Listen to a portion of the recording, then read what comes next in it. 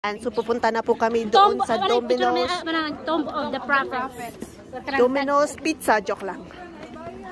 Ayan, it's not Makita, Tomb of the Prophets yon. Hey, you're the one prophet? No?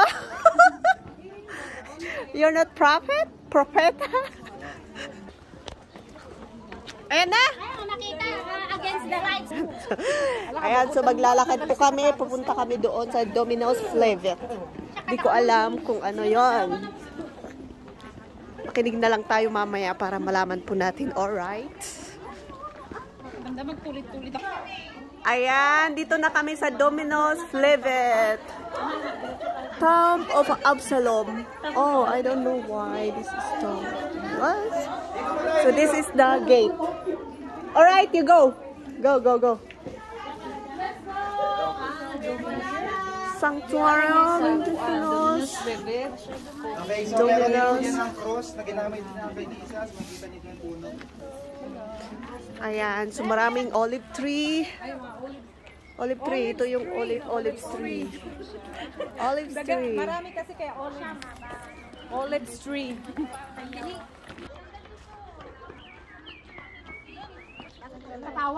Ayan guys, so ito yung pine tree dito. Tingnan nyo, ibang-iba yung pine tree sa amin. It's so cute. Pine tree. Ayan, so ito yung thorn. Thorn na ginamit doon sa ulo ni Jesus. O diba? May siit-siit. That is not champalok. That is the... Kapit po muna. Ito okay na po ba? First, we'll have a thorn group educational na moment and then we'll give you a limited time for at yourself to nilagay take the doon sa pictures. ulo ni Jesus. O, diba?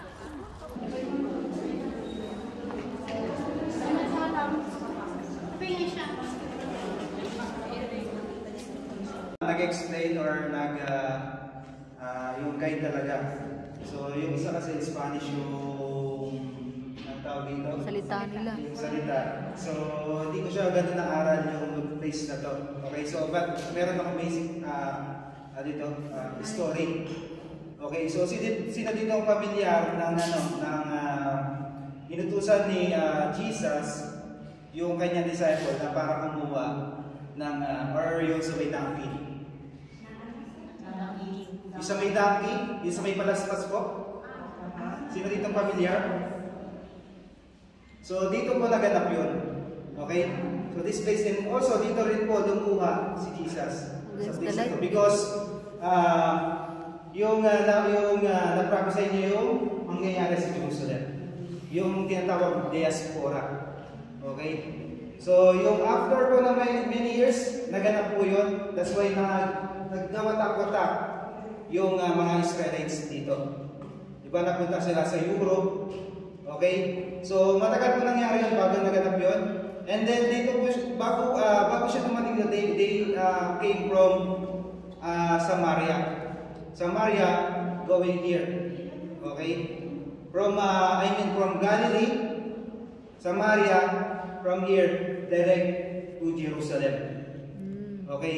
So that time na yon, dumating na po yung oras ng Panginoon. That's why inutusan na niya yung kanyang mga alagad na magdala ng dami bago patungo sa Jerusalem dahil mangyayari po or matutupad na yung kailangan niyang gawin, which is yung makusipay siya.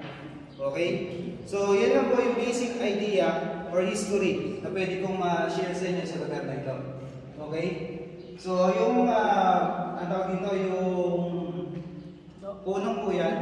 So ayan po yung ginamit na thorn sa Panginoon. Okay? So dalawa po yan.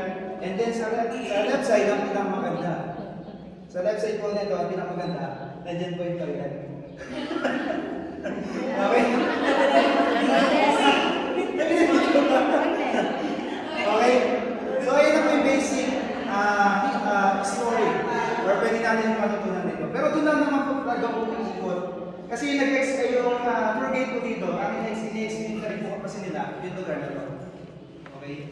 So ayun lang po naman yung napapangaba.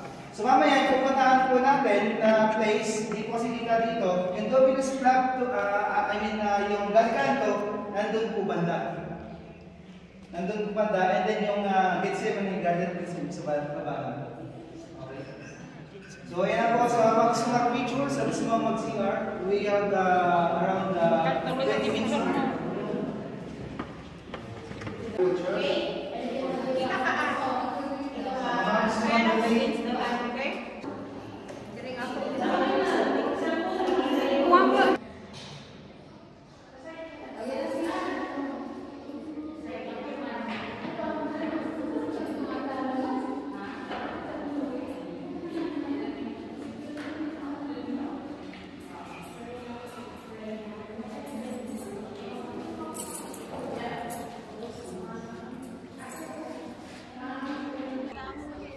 May mga cactus din dito, pwede nang bilhin, mga 5,000 shekel.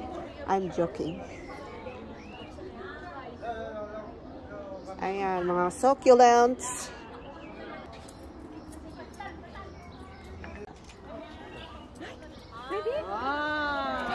Wow. Why you cut? So that he can give you one. For what? Thank you. I want the fresh. Oh, this is the thorn. Ada ni bagim na.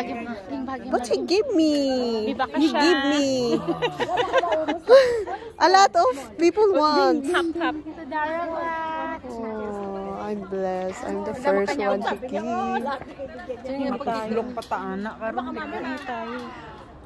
Why you want thorn? Ayan, yung mga sementeryo. Yung mga kadami-daming ano.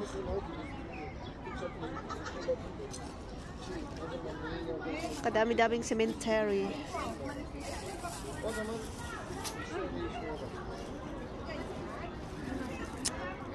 Ayun yung gate.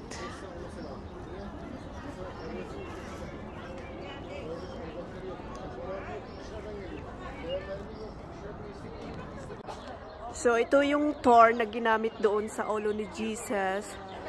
So, talagang napakatigas talaga. Ang sakit, oh. Sakit ito. Masakit. Ayan, so dito kinuha yung...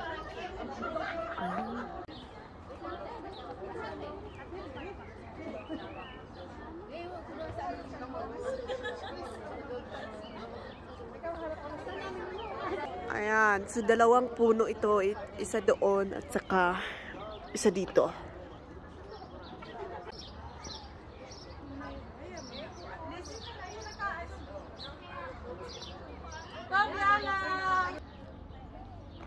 Ayan, so pauwi na kami. Pupunta kami sa next destination.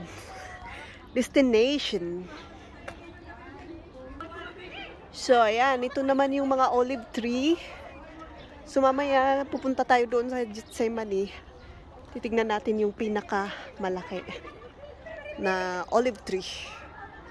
This is the pine tree. Pine tree and Dominos. Olive tree is here. Ayan. Ay, so, tapos na po kami dito sa Dominos Flevet. So, ngayon pupunta kami sa Gethsemane, kung saan umiyak si Jesus. At makikita din natin doon yung olive tree. O, diba? So, ayan.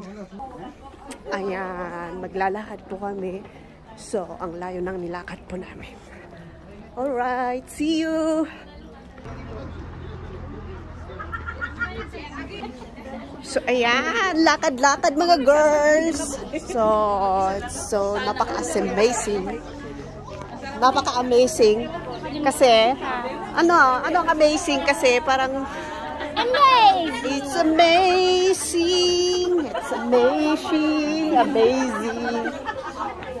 Kasi kung saan naglakad, pero hindi naman eksakto.